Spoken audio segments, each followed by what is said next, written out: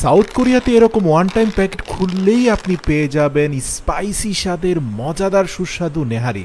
Refrigerator থেকে বের করা পূর্ণাঙ্গ গরুর পাকে কিভাবে স্বয়ংক্রিয় করাত দিয়ে কেটে টুকরো টুকরো করে শুরু থেকে শেষ পর্যন্ত এই মজাদার সুস্বাদু নেহারি প্রস্তুত করা হয় তা আজকের ভিডিওতে দেখাবো। আর আমাদের দেশের ভোজন রসিক মানুষদের কাছে নেহারির একটা বিশাল জনপ্রিয়তা আছে, কাজে আপনি ফ্রোজেন আইটেম হিসাবে এই রেডিমেড নেহারির ব্যবসাটা শুরু করলে একচেটিয়া মার্কেট দখল করতে পারবেন। শুরুতেই -10 ডিগ্রি তাপমাত্রায় একেবারে বরফে জমিয়ে ফেলা অনেকগুলো গরুর পাকে একসাথে সারিবদ্ধভাবে রেখে ধারালো করাতে রাউন্ড শেপে টুকরো টুকরো করে কেটে ফেলা হয়। আর যেহেতু -10 ডিগ্রি সেলসিয়াস তাপমাত্রায় আগে থেকে এই গরুর পাগুলোকে জমিয়ে ফেলা হয়েছে, তাই এর ভেতরে থাকা মজাদার সুস্বাদু মজ্জাগুলো গলে পড়ে যাচ্ছে না।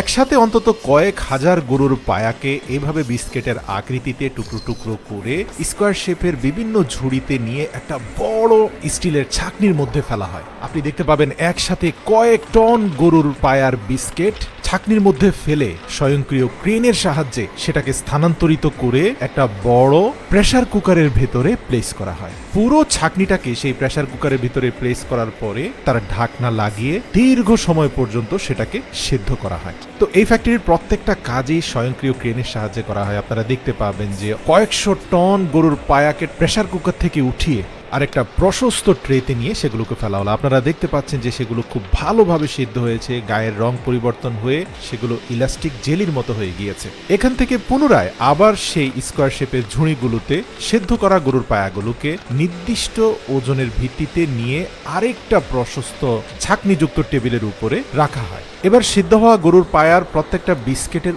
উপরে ফায়ার স্প্রে করা হয়, যাতে গরুর পায়ার মধ্যে একটা স্মোকি ফ্লেভার আসে, যেটা এর স্বাদ এবং গন্ধকে কয়েক গুণ বাড়িয়ে দেয়। ফায়ার স্প্রে করে আবার সেই স্বয়ংক্রিয় বিশাল মেকানিক্যাল ছাকনির মধ্যে নিয়ে সেগুলোকে ফেলা হয়।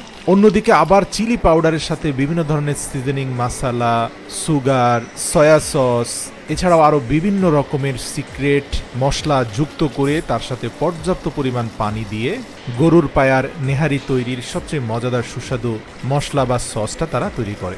এরপরে সেই সসগুলোকে বৃহদাকার প্রেসার কুকারের নিম্ন অংশে রেখে তার উপরে সেদ্ধ করা গরুর পায়ার বিস্কিটগুলোকে রেখে দ্বিতীয় ধাপে আবার দীর্ঘ সময়ের জন্য সিদ্ধ করা হয়।